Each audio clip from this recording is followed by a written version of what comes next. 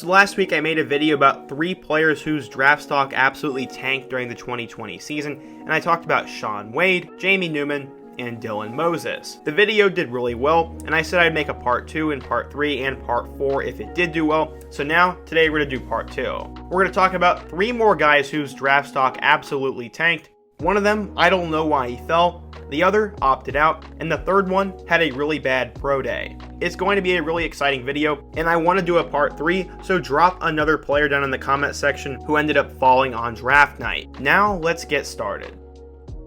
Alright, so the first guy we're going to talk about today is Paris Ford. He was born in Pittsburgh, Pennsylvania, and became a big-time recruit at Seton LaSalle Catholic High School. He was one of the top juniors in the country, and had offers from multiple big-time programs. He eventually chose to go to Pittsburgh over the likes of Penn State, Ohio State, and Notre Dame, saying, quote, "Pitt was the leader on my list for about 2 months. I just never came out and said anything. I just figured I know the school I'm most comfortable with, so why wait?" The dude was pretty good too, as he was the number 5 safety in the country, a 4-star recruit, and the 52nd best player in the class of 2017. He would redshirt his true freshman year, which was kind of surprising, and the following season he'd play 9 games on special teams. Going into his redshirt sophomore year, he was named the starting safety, and he'd finished the year with 97 tackles, 2.5 TFLs, and 3 forced fumbles, with 14 passes defended and 13 interceptions, and he was a first-team ACC player. He was named to multiple award watch lists, but after 7 games, he would opt out after he had 45 tackles and 3 picks. He said the reason he decided to opt out was to help his family financially,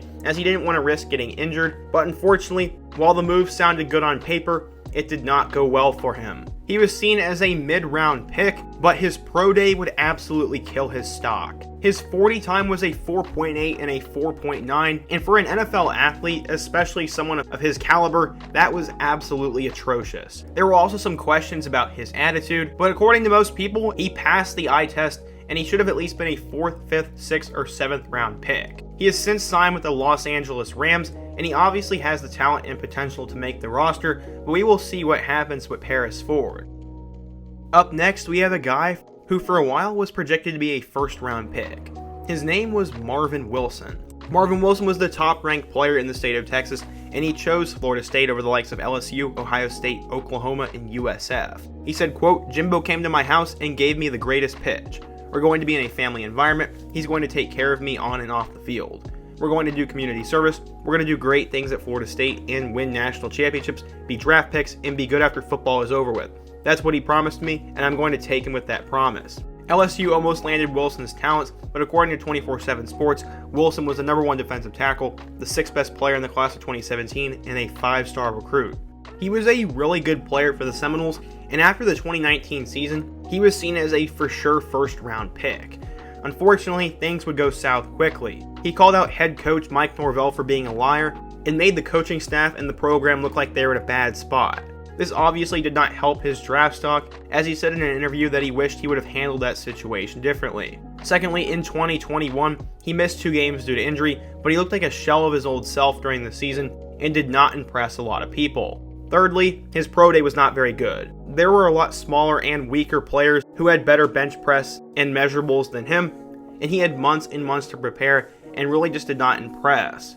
Finally, he obviously had some injury history, and despite some thinking the Buccaneers could take him with the last pick in the draft, Marvin Wilson would go undrafted. He was picked up by the Cleveland Browns, where the 6'4", 300-pounder could actually have a chance to make the roster.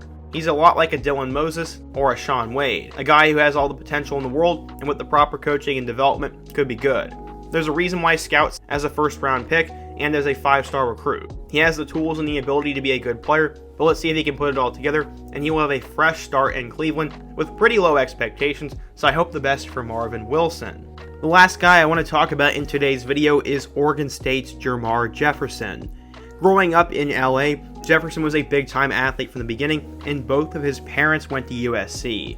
He grew up a Trojan fan and dreamed of one day playing for the program, and he attended their camps for years. He was lightly recruited by the Trojans, and he was waiting on an offer from them. Unfortunately, it would never come. At the time, Jonathan Smith, the head coach at Oregon State, walked into his living room and knew it would be very tough to convince him to become a Beaver. He sold him on the vision and how he could play immediately for the Beavers, and after taking an official visit to Corvallis, he eventually committed to them over New Mexico and Rutgers.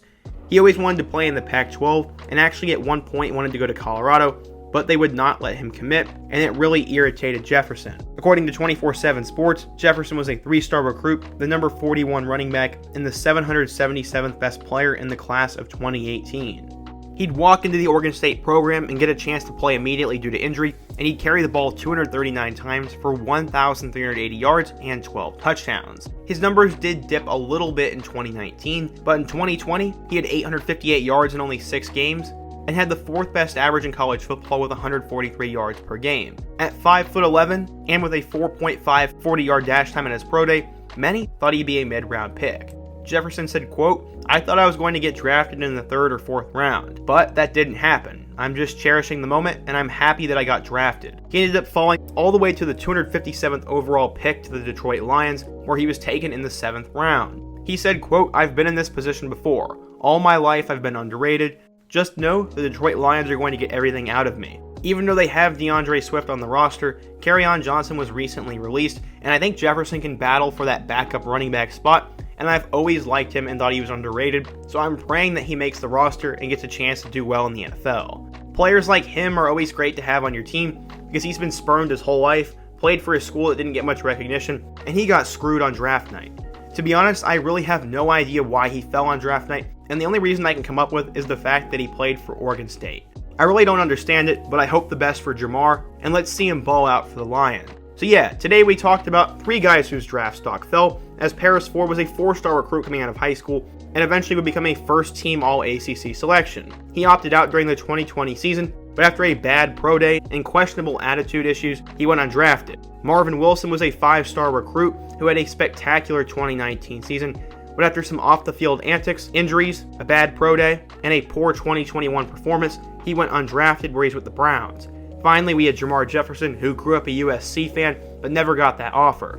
He still got to play in the Pac-12 though, where he had an extremely productive career for the Beavers and fell for no reason on draft night. The Lions are getting a steal with him, and I'm excited to see what happens to all 3 of these guys. Let me know your thoughts in the comment section on today's video, another player I could take a look at next, another topic I could do in my next video, and be sure to subscribe, hit that like button, and check out all my other videos on the end screen, including my part 1 where I talk about Jamie Newman, Shaun Wade, and Dylan Moses. I hope to see you guys again soon, but until next time, peace.